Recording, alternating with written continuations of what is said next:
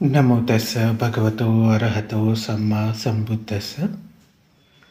ఈరోజు దీర్ఘనికాయలోని మహాపరినిబ్బాణ సూత్రం గురించి చెప్పుకుందాం. ఈ సూత్రం అన్నిటికన్నా పెద్ద సూత్రం. ఇందులో భగవానుడు రాజగృహం నుండి బయలుదేరి అంబలటిక, నలంద, పాటలి గ్రామం, కోటి గ్రామం, నాడిక, వైశాలి, వేలువ గ్రామం, హత్తి, అంబ, జంబు గ్రామాలు, ఇంకా భోగనగరం, పావా మీదుగా కుషినారకు చేసిన ప్రయాణం మనకి కన్నులు కట్టినట్లుగా తెలియజేయబడుతుంది. ఈ ప్రయాణంలో అనేకసార్లు భగవానుడు భిక్షువులకు శీల, సమాధి, ప్రజ్ఞల గురించి ఉపదేశించాడు. రాజగృహం నుండి బయలుదేరే ముందే పూర్వం తాను వజ్జీయులకు బోధించిన 7 రాజధర్మాల గురించి మగధ మహామంత్రి వర్షకార బ్రాహ్మణునకు వివరించాడు. అదేవిధంగా భిక్షువులకు 7 నియమాలను తెలిపాడు. పాటలి గ్రామంలోని ఉపాసకులకు శీలం యొక్క గొప్పతనాన్ని వివరించాడు. ఇంకా ఈ ప్రయాణంలో ఆయా చోట్ల భగవానుడు ఈ 4 ఆర్య సత్యాల గొప్పతనాన్ని గురించి, ప్రామాణిక బుద్ధవచనాన్ని తెలుసుకోవడానికి తగిన గీటురాళ్ళ గురించి, ఇంకా స్త్రీలతో భిక్షువులు మసులుకోవాల్సిన విధానాన్ని గురించి, ఆనందినిలో ఉన్న 4 అద్భుత లక్షణాలను గురించి తెలిపాడు. చివరకు కుషినగర్లోని పొలిమేరల్లో జంటసాల వృక్షాల మధ్య చివరి మాటలు ఆయన చెప్పినవి ఏంటంటే, భిక్షువులారా, సంస్కారాలన్నీ నశించేవే, అప్రమత్తులై జీవన లక్ష్యాన్ని సాధించుకోండి అని మహాపరినిబ్బాణాన్ని పొందాడు. ఇవే తథాగతుడి చివరి మాటలు.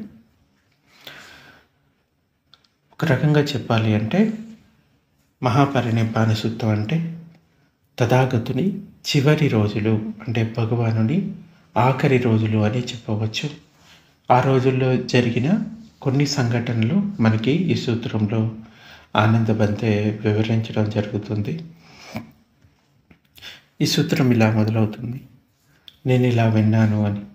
ఒక సమయంలో భగవానుడు రాజగృహంలో గిజ్జకూట పర్వతంపై ఉంటున్నాడు.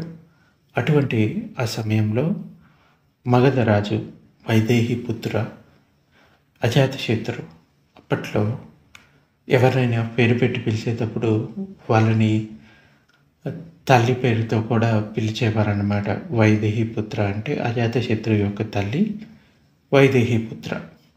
అలాగే సారిపుత్ర అంటే సారిపుత్రుడికి అసలు పేరు అసజ్జి అన్నమాట. అయితే సారిపుత్రుని అసజ్జి కాదు, ఏదో ఉంటుంది, గుర్తులేదు. అయితే ఈ వాళ్ళ తల్లితోటి, అంటే తల్లి పేరుతోటి పిలిచేవాళ్ళు. అట్లా ఇక్కడ మగధ రాజు సారిపుత్రుడి పేరు ఉపతిస్స అనుకుంటా. అయితే మగధ రాజు వైదేహి పుత్ర అజాతశత్రు అని పిలిచేవారు. అయితే ఆ అజాతశత్రువు, నేనే మహాశక్తిపరులైన మహాప్రభావశాలురైన ఈ వజ్జీయులను నరికి వేస్తాను, అంటే వైశాలిలో ఉండే ఇంకొక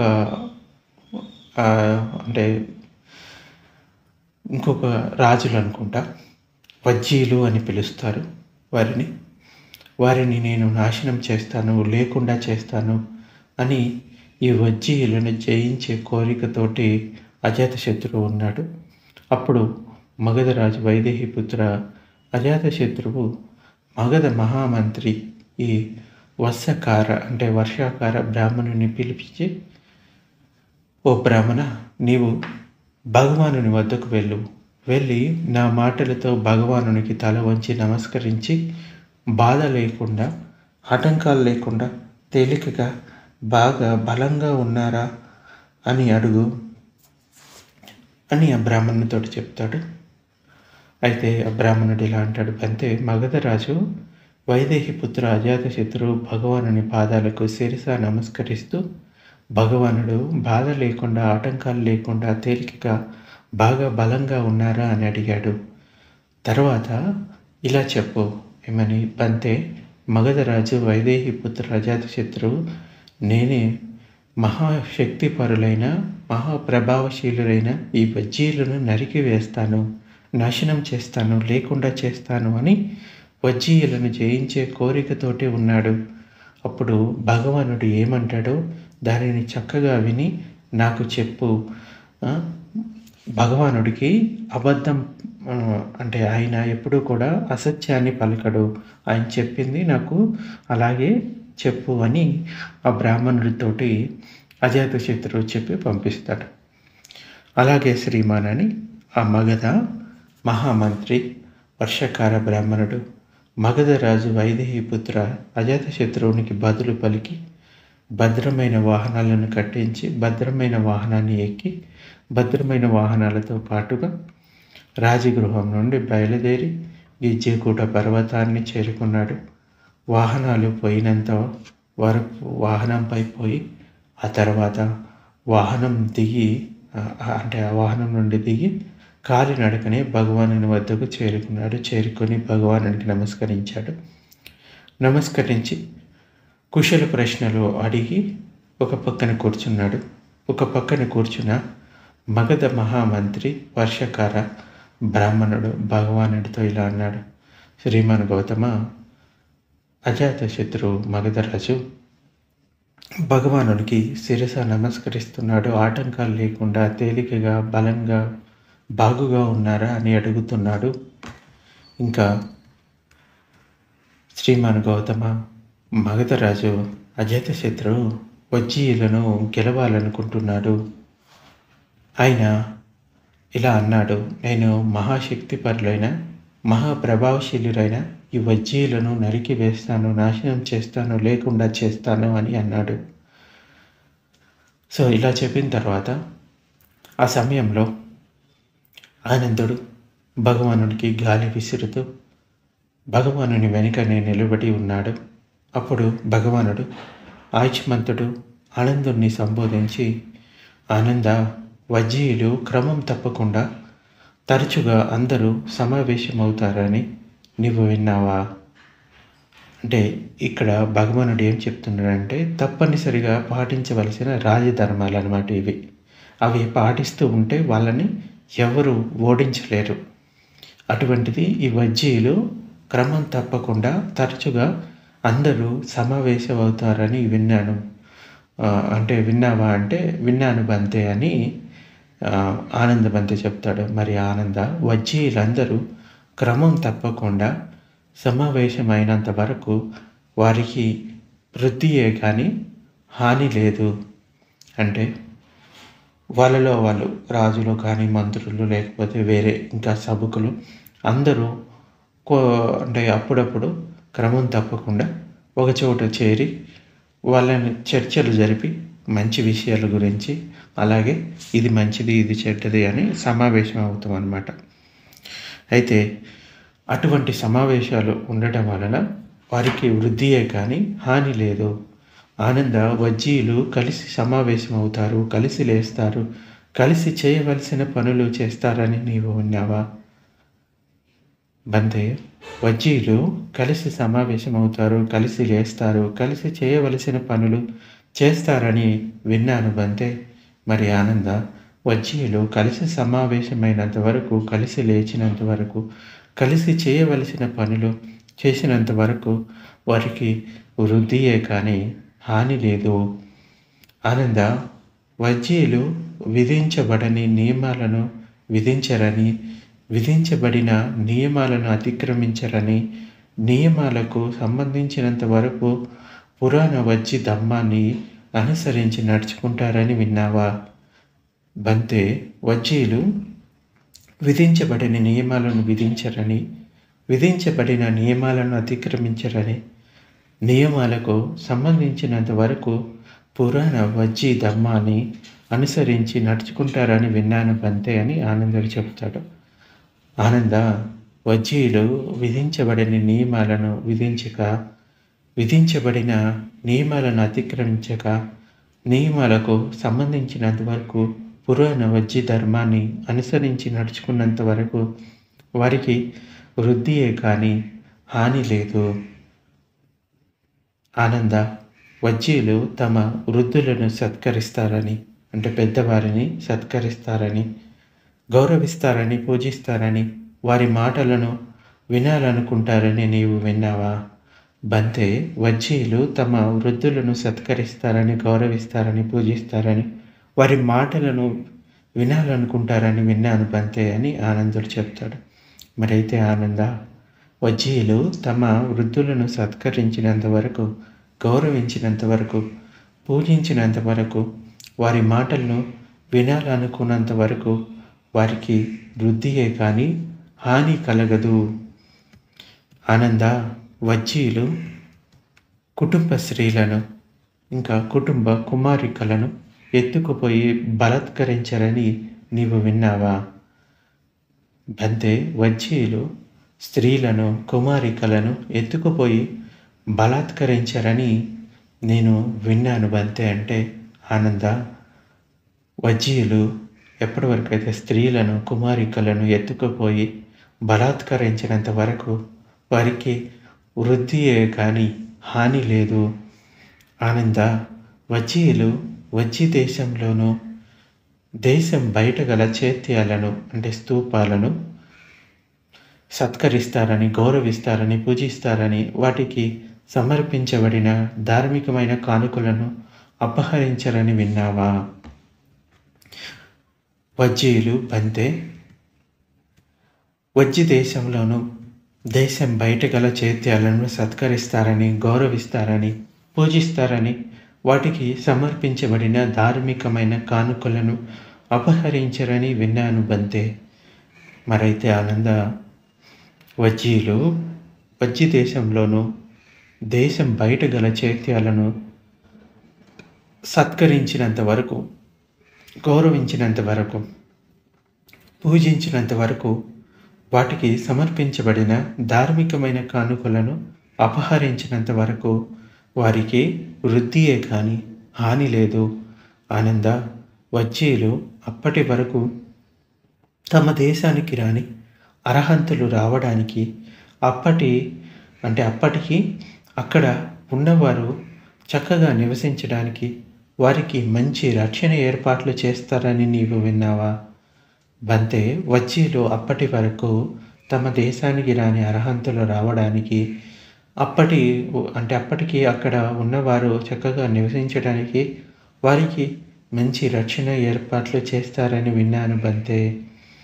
ఆనంద, వజ్జీయులు అప్పటి వరకు తమ దేశానికి రాని అర్హంతులు రావడానికి అప్పటికే అక్కడ ఉన్నవారు చక్కగా నివసించడానికి వారికి మంచి ఏర్పాట్లు అంటే రక్షణ ఏర్పాట్లు చేసినంత వరకు వారికి వృద్ధియే కానీ హాని లేదు. అప్పుడు భగవానుడు ఈ వర్షాకార బ్రాహ్మణుని సంబోధించి, బ్రాహ్మణ, ఒకసారి నేను ఇదే వైశాలిలో సారందద చైత్యంలో ఉన్నప్పుడు హాని కలిగించకుండా వృత్తిని పొందించే ఈ 7 ధర్మాలను బోధించాను. బ్రాహ్మణ, వజ్జీయులు ఈ హాని కలిగించని వృత్తిని పొందించే ఈ 7 ధర్మాలను పాటించినంత వరకు బ్రాహ్మణ, వజ్జీయులకు వృద్ధియే కానీ హాని లేదు. అలా అనగా మగధ మహామంత్రి వర్షకార బ్రాహ్మణుడు భగవానుడితో ఇట్లా అన్నాడు, శ్రీమాన్ గౌతమ, హాని కలిగించకుండా వృత్తిని కలిగించే ఈ ధర్మంలో ఒక్కదానిని పాటించిన వజ్జీయులకు వృద్ధియే కలుగుతుంది, హాని కలగదు. ఇక హాని కలిగించకుండా వృద్ధిని కలిగించే ఈ 7 ధర్మాలను పాటిస్తే చెప్పేది ఏముంది? ఇక మగధరాజు అజాతశత్రు వారిని యుద్ధంతో గాక మిత్ర భేదం లాంటి ఇతర పద్ధతులతో దారికి తేవాలి. గౌతమ, నాకు చేయవలసిన పనులు చాలా ఉన్నాయి, ఇక వెళతాను అంటే భగవానుడు ఇలా చెప్తాడు, బ్రాహ్మణ, నీకు తోచినట్లు చెయ్యి అంటే భగవానుడు ధర్మ ప్రవచనం ముగిసిన తర్వాత వాళ్ళు వెళ్ళిపోతున్నప్పుడు నేను వెళ్తాను అంటే ఓకే, మీకు తోచినట్లు చెయ్యి అని చెప్పి అంటే చెప్తాడు అంతే. అప్పుడు మగధ మంత్రి ఈ వర్షాకార బ్రాహ్మణుడు భగవానుని మాటలను అభినందించి ఆమోదించి ఆసనం నుండి లేచి వెళ్ళిపోయాడు. అయితే హాని కలిగించకుండా వృద్ధిని కలిగించే భిక్షు ధర్మాలు కూడా ఉన్నాయి. వాటి గురించి భగవానుడు చెప్తాడు. అప్పుడు మగధ మహామంత్రి వర్షాకార బ్రాహ్మణుడు వెళ్ళిన కొంతసేపటికి భగవానుడు ఆనందుణ్ణి పిలిచి, ఆనంద, నీవు పోయి రాజగృహాన్ని ఆశ్రయించుకొని ఉన్న భిక్షువులందరినీ సమావేశ శాలలో అంటే ఉపస్థాన శాలలో సమావేశపరచు. అలాగే బంతే అని ఆనందుడు భగవానుని మాటలను విని రాజగృహ నగరాన్ని ఆశ్రయించుకొని ఉన్న భిక్షువులందరినీ సమావేశశాలలో సమావేశపరిచి భగవానుని వద్దకు వచ్చాడు. వచ్చి భగవానునికి నమస్కరించి ఒక పక్కన నిలబడ్డాడు. ఒక పక్కన నిలబడిన ఆనందుడు భగవానుడితోటి ఇలా అంటాడు, పంతే, భిక్షు సంఘం సమావేశపరచబడింది. ఇక భగవానుడు తమకు తోచినట్లు చేయుగాక అని ఆనందుడు అంటాడు. అప్పుడు భగవానుడు ఆసనం నుండి లేచి ఉపస్థానశాలకు చేరుకున్నాడు. చేరుకొని తన కోసం ఏర్పాటు చేయబడిన ఆసనంలో కూర్చున్నాడు. కూర్చున్న భగవానుడు భిక్షువులను సంబోధించి ఇలా అంటాడు, భిక్షువులారా, హాని కలిగించకుండా వృద్ధిని కలిగించే 7 ధర్మాలను ఉపదేశిస్తాను. మనస్సుని చక్కపరుచుకొని శ్రద్ధగా వినండి. అలాగే బంతే అని భిక్షువులు భగవానునికి బదులు పలికారు. భగవానుడు ఇలా అన్నారు, భిక్షువులారా, భిక్షువులు నియమం ప్రకారం సమావేశమైనంత వరకు, సమావేశాలు జరుపుకున్నంత వరకు భిక్షువులారా, వృద్ధియే కానీ హాని లేదు. అంటే ఇప్పుడు సమావేశం అంటే సాధారణంగా ఏదైనా కొత్త విషయాల గురించి చర్చించడానికి, లేకపోతే ధర్మం గురించి చర్చించడానికి, లేకపోతే వినయ నియమాల గురించి చర్చించడానికి అప్పుడప్పుడు సమావేశం అవ్వడం అన్నమాట. సాధారణంగా పాతిమోక్ష అంటే ఉపోసద డే రోజు సమావేశం అవుతారు. ఏదైనా ముఖ్యమైతే తర్వాత ఎప్పుడైనా కొన్నిసార్లు సమావేశాన్ని పెట్టుకుంటారు. సో ఇలా నియమం ప్రకారం సమావేశమైనంత వరకు, ఇలా సమావేశాలు జరుపుకుంటున్నంత వరకు వాళ్ళకి వృద్ధిగా జరుగుతుంది కానీ హాని లేదు. భిక్షువులారా, భిక్షువులు కలిసి కూర్చున్నంత వరకు, కలిసి లేచినంత వరకు, కలిసి సంఘం పనులను జరుపుకున్నంత వరకు భిక్షువులారా, భిక్షువులకు వృద్ధియే కానీ హాని లేదు. భిక్షువులారా, భిక్షువులు ఏర్పాటు చేయబడని దానిని అంటే నియమాలను, అంటే ఏర్పాటు చేయబడిన నియమాన్ని ఏర్పాటు చేయనంత వరకు, అలాగే ఏర్పాటు చేయబడిన దానిని విచ్ఛిన్నం కాకుండా, అంటే దానిని తీసేయకుండా లేకపోతే పాడు చేయకుండా ఏర్పాటు చేయబడిన శిక్షా నియమాలను అనుసరించి నడుచుకున్నంత వరకు భిక్షువులారా, భిక్షువులకు వృద్ధియే కానీ హాని లేదు. అంటే ఈ భిక్షువులకి కొన్ని నియమాలు ఉంటాయి. వాటిని ఏవైతే ఏర్పరచుకున్నారో వాటిని పాటిస్తూ కొత్తగా ఏమీ ఏర్పాటు చేయకుండా, అంటే లేనివి తీసుకురాకుండా ఉన్న వాటిని పాటిస్తూ ఉంటే అది వారికి వృద్ధే జరుగుతుంది. అంటే ముఖ్యంగా భిక్షు నియమాలు అంటే భగవానుడు ఏర్పాటు చేసిన శిక్షా పదాలు అంటే వినయ నియమాలను పాటించాలి. భిక్షువుకి 227 నియమాలు ఉంటాయి. వాటిని పాటిస్తున్నంత వరకు ఆ భిక్షువులకు వృద్ధియే కానీ హాని లేదు. అయితే భిక్షువులారా, భిక్షువులు వృద్ధులు అంటే ఇక్కడ తమకన్నా పెద్దవారు, అంటే భిక్షు జీవితంలో పెద్దవారు అని అంటాం. వయసు పైబడిన వారిని, అంటే భిక్షు జీవితంలో వయసు పైబడిన వారిని, చాలా కాలం క్రితం ప్రవచించిన వారిని, ఇంకా సంఘం యొక్క పితరులను, సంఘ నాయకులను సత్కరించినంత వరకు, గౌరవించినంత వరకు, పూజించినంత వరకు, వారి మాటలను వినాలి అనుకున్నంత వరకు భిక్షువులారా, భిక్షువులకు వృద్ధియే కానీ హాని లేదు. భిక్షువులారా, భిక్షువులు మరు జన్మకు కారణమైన తృష్ణకు వశులు కానంత వరకు భిక్షువులారా, భిక్షువులకు వృద్ధియే కానీ హాని లేదు. భిక్షువులారా, భిక్షువులు అరణ్య సైన్యాసనాలను అంటే అరణ్యవాసాన్ని అంటే అంటే అడవుల్లో నివసించడాన్ని కోరుకున్నంత వరకు భిక్షువులారా, భిక్షువులకు వృద్ధియే కానీ హాని లేదు. అంటే ఎప్పటి వరకు అయితే అరణ్యాలలో ఏకాంత నివాసంలో నివసిస్తూ వాళ్ళు ఈ సాధనను కొనసాగిస్తారో అప్పటి వరకు వాళ్ళకి వృద్ధియే కానీ హాని లేదు. భిక్షువులారా, భిక్షువులు ఇంతవరకు రానటువంటి మంచి బ్రహ్మచారులు రావాలని, వచ్చిన మంచి బ్రహ్మచారులు హాయిగా విహరించాలని ఎరుకతో ఉన్నంత వరకు భిక్షువులారా, భిక్షువులకు వృద్ధియే కానీ హాని లేనే లేదు. భిక్షువులారా, హాని కలిగించకుండా వృద్ధిని కలిగించే ఈ 7 ధర్మాలపై భిక్షువులు నిలిచి ఉన్నంత వరకు, హాని కలిగించకుండా వృద్ధిని కలిగించే ఈ 7 ధర్మాలను భిక్షువులు అంగీకరించినంత వరకు, ఆచరించినంత వరకు భిక్షువులారా, భిక్షువులకు వృద్ధియే కానీ హాని లేదు. భిక్షువులారా, హాని కలిగించకుండా వృద్ధిని కలిగించే ఈ 7 ధర్మాలకు మించి కూడా బోధిస్తాను. మనస్సుని చక్కపరుచుకొని వాటిని శ్రద్ధగా వినండి అంటే అలాగే బంతే అని ఆ భిక్షువులు భగవానునికి బదులు పలికారు. అప్పుడు భగవానుడు ఇలా అన్నాడు, భిక్షువులారా, భిక్షువులు పనులలో సంతోషించినంత వరకు, పనులలో ఆనందించినంత వరకు, పనుల్లో తగులుకొని ఉండనంత వరకు భిక్షువులారా, భిక్షువులకు వృద్ధియే కానీ హాని లేదు.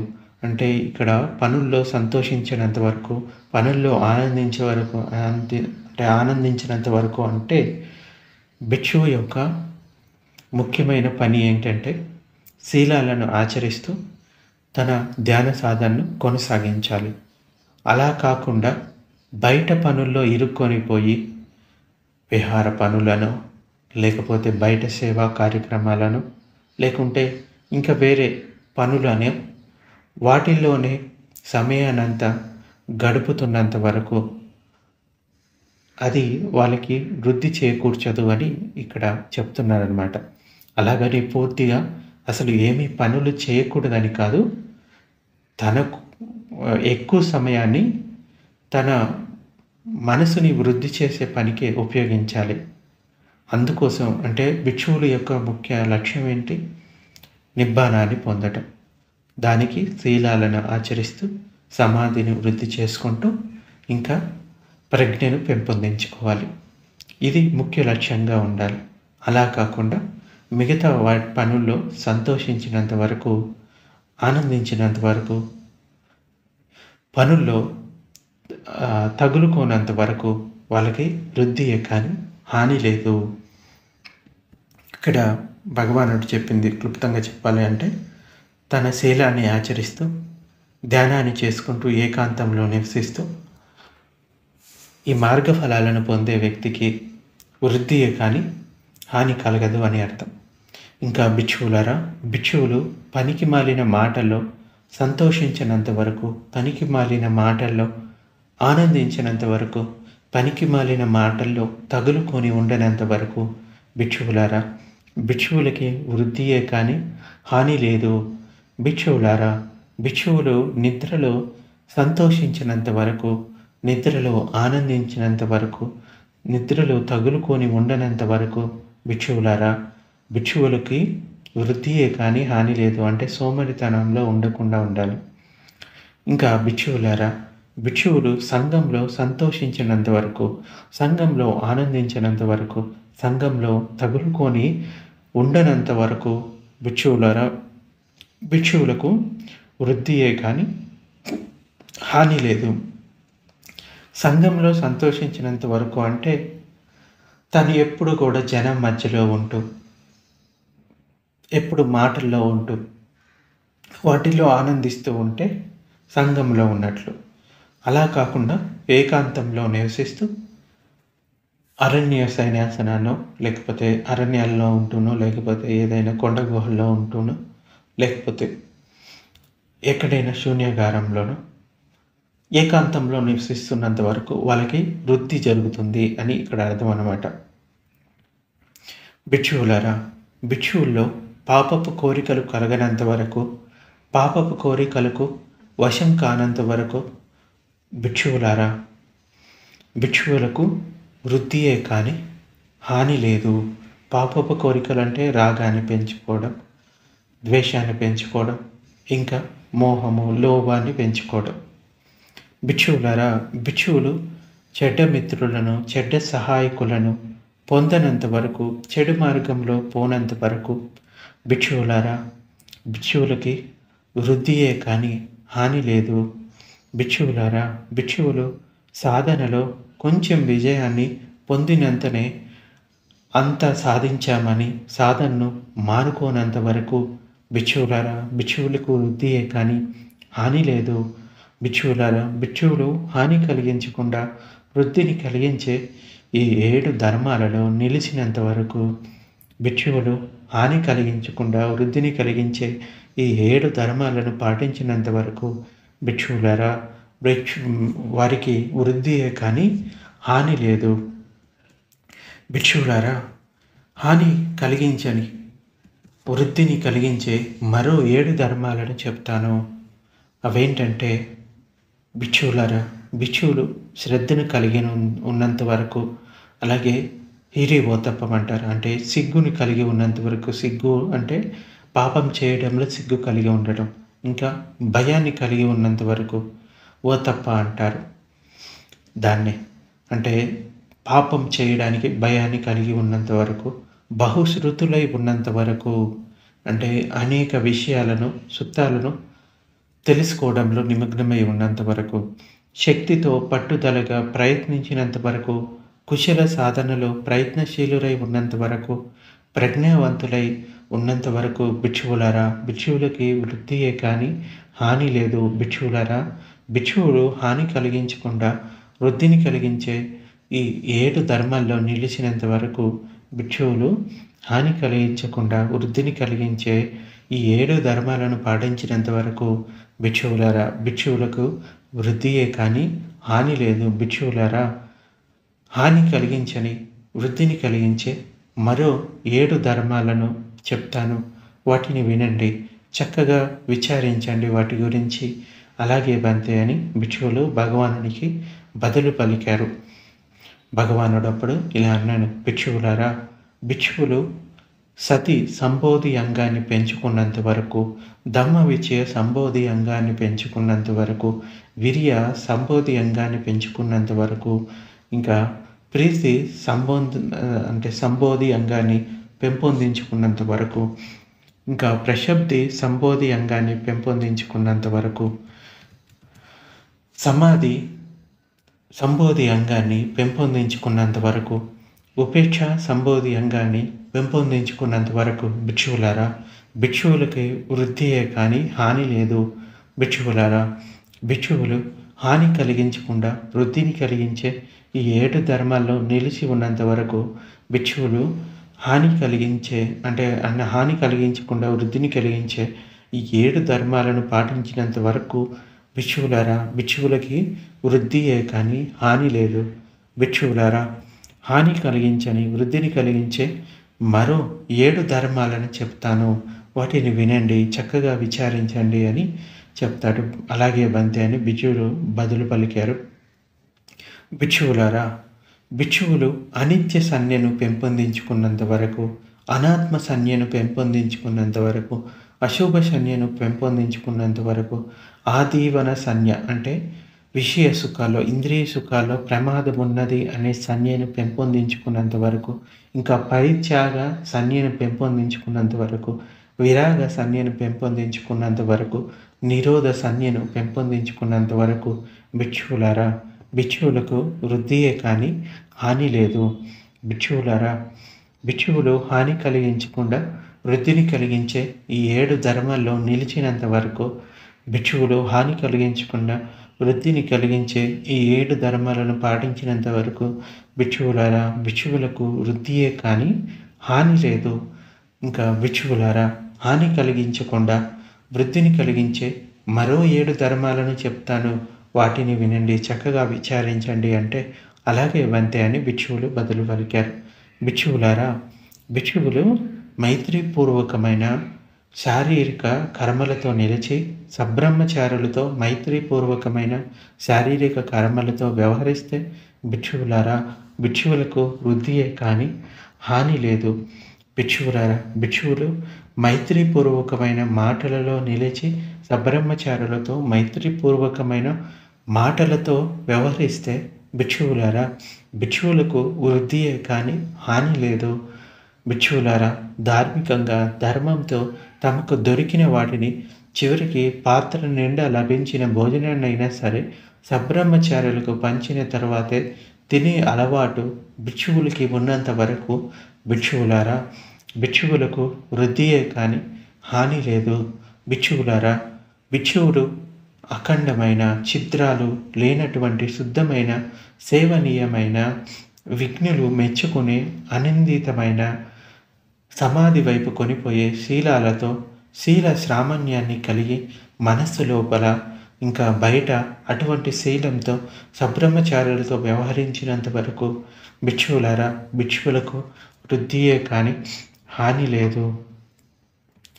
ఇంకా దుఃఖాన్ని పూర్తిగా నశింపచేసి మోక్షం వైపు కొనిపోయే అరియ దృష్టి సామాన్యాన్ని కలిగి లోపల బయట సబ్రహ్మచారులతో అటువంటి దృష్టితో వ్యవహరించినంత వరకు భిక్షువులారా, భిక్షువులకు వృద్ధియే కానీ హాని లేదు.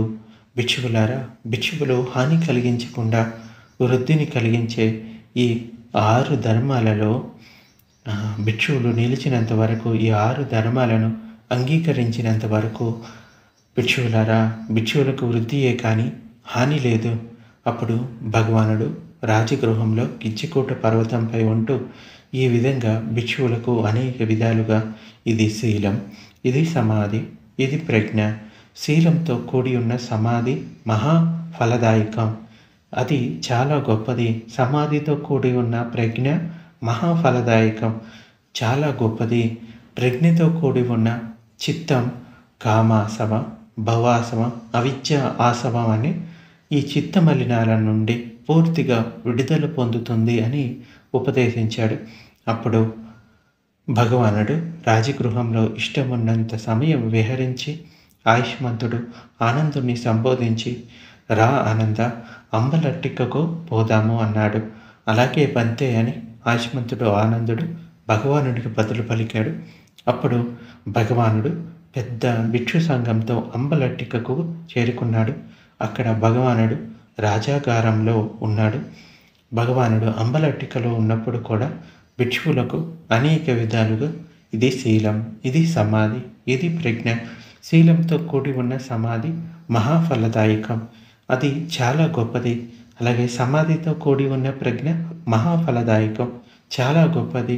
అలాగే ప్రజ్ఞతో కూడి ఉన్న చిత్తం కామాసవం, భవాసవం, అవిద్య ఆసవం అనే చిత్తమలినాల నుండి పూర్తిగా విడుదల పొందుతుంది అని ఉపదేశించాడు. అప్పుడు భగవానుడు అంబలట్టికలో ఇష్టమున్నంత కాలం ఉన్న తర్వాత ఆయుష్మంతుడు ఆనందాన్ని పిలిచి, ఆనంద రా, నాలందకు పోదాము అని అన్నాడు. అలాగే బంతే అని ఆనందుడు భగవానునికి బదులు పలికాడు. అప్పుడు భగవానుడు పెద్ద భిక్షు సంఘంతో నాలందకు చేరుకొని అక్కడ పావరీకుని మామిడి తోటలో ఉన్నాడు. సో ఈ విధంగా భిక్షువులు వృద్ధిని కలిగించే ధర్మాలు, అలాగే రాజధర్మాల గురించి ఈరోజు చెప్పుకున్నాం. మిగిలింది రేపు చెప్పుకుందాం.